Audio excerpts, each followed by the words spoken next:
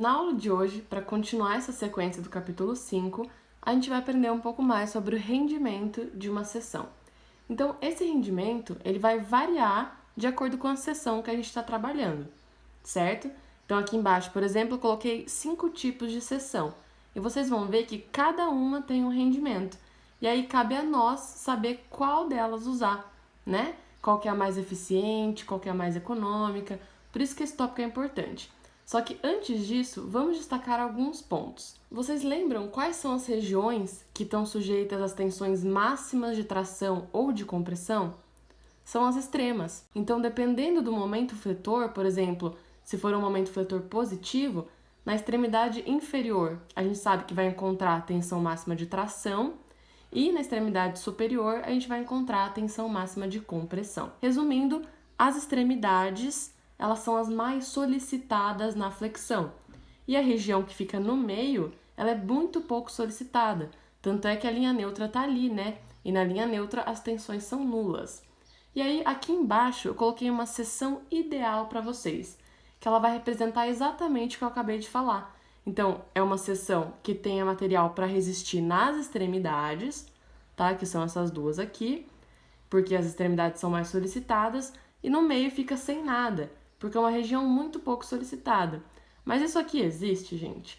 Não, porque na prática não tem como deixar sem nada entre elas, né? Não tem como deixar sem essa ligação. Então é por isso que a gente coloca nesse meio aqui um elemento vertical, né? E só que esse elemento vertical ele vai ter a menor quantidade de material possível, só para ele unir mesmo as mesas inferior e superior e trabalhar a flexão.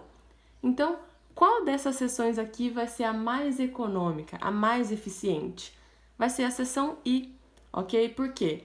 Porque ela se aproxima mais dessa seção ideal aqui. Aí, se você quiser saber qual que é o rendimento de uma seção, é só dividir o módulo de resistência, que a gente viu na aula passada, pela área multiplicada pela altura dividido por 2. O primeiro detalhe aqui é que esse rendimento ele é adimensional.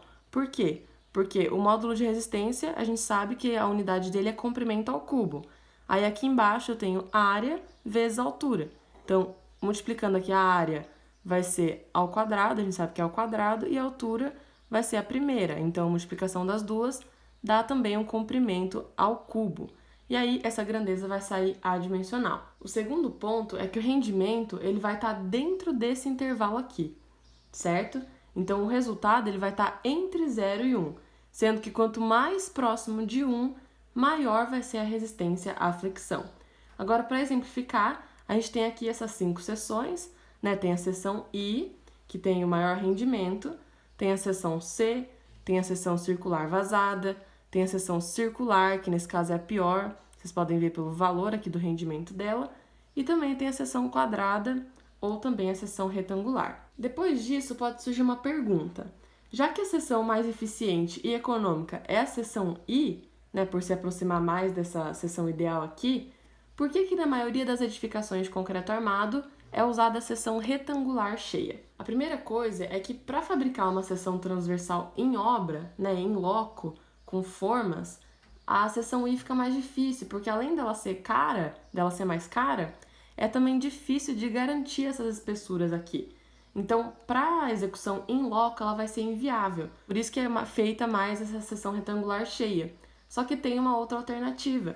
E qual alternativa que é essa? São os pré-moldados, certo? Como tudo isso vai ser fabricado em larga escala nas indústrias, então com formas pré-moldadas, aí sim eles sempre vão fazer a seção mais econômica, que é a seção I. Aí ela se torna viável. E agora na sequência, como vocês podem ver, estes são alguns exemplos de elementos estruturais de concreto que são pré-fabricados, tá? Pré-moldados. Então tem as lajes, tem as vigas, barracões, postes, pilares. E por hoje é isso, pessoal. Espero que vocês tenham gostado, que tenham entendido. Nas próximas aulas eu vou fazer 2 exercícios para a gente reforçar esses conceitos.